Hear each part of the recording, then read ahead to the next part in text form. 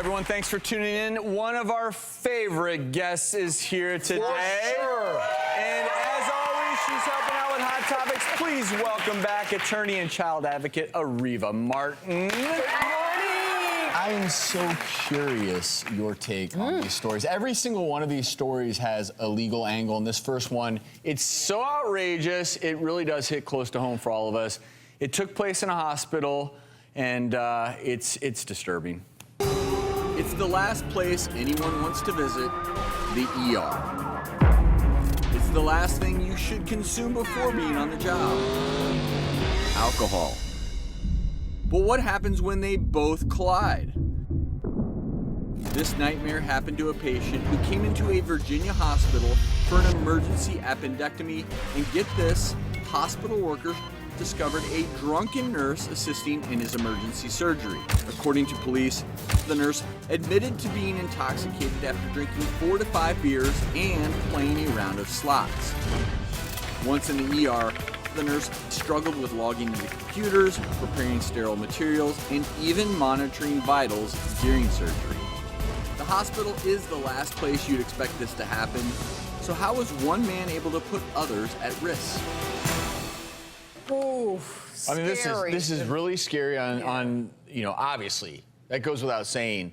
I will say that since this has all happened, this nurse has resigned, was removed from direct patient care after this. But number one, he hasn't been charged, and I do feel like that probably should happen. He went into that operating room knowing that he didn't have his full faculties, and he put that patient's life at risk. The issue that I had with this particular story, which to me raised a little bit of a red flag, is allegedly the person had forgotten they were on call. And I want to tell you, having been on surgical call for much of my medical career, when I was, let's say, in a practice where I was on call and there was a very good chance I would have to go into the hospital and perform surgery or make a sophisticated clinical decision, you don't forget you're on call, because that's one of the worst days of your week.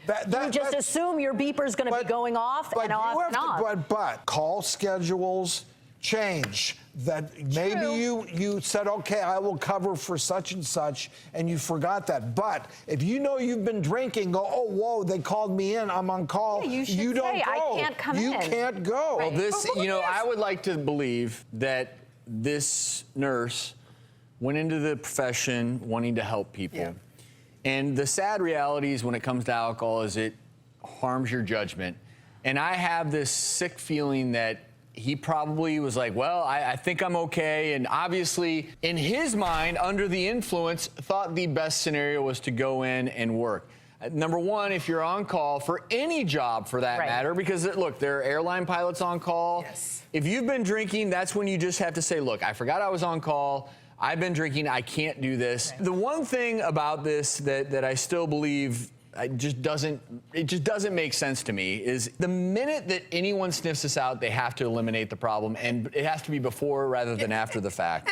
And I'm the only non-doctor on the desk today. How is it that he could have gone into the surgical procedure, and others who testified in the investigation that they knew something was off? What is it about the profession that didn't cause those people to pull this guy aside and say, wait a minute, you don't seem like you're capable right now of going into surgery? I want to make it very clear that this was not a scenario based on what I read where there's an individual helping out in surgery. Number one, wasn't the surgeon and wasn't assisting directly. So you have to understand, when you're prepping a patient for surgery or you get them post-op, that's a lot of times one-on-one care with the patient who is not necessarily at full capacity. So this is the one position leading up to surgery where maybe only one other or two other people would even have a sense. So I doubt if the surgeon had any clue until after the whole fact it came out and was like, well, wait a minute. They called in later. Maybe people just thought he was tired. Well, I can tell you from a legal standpoint, whether the surgeon saw him physically or not, the hospital has an obligation to supervise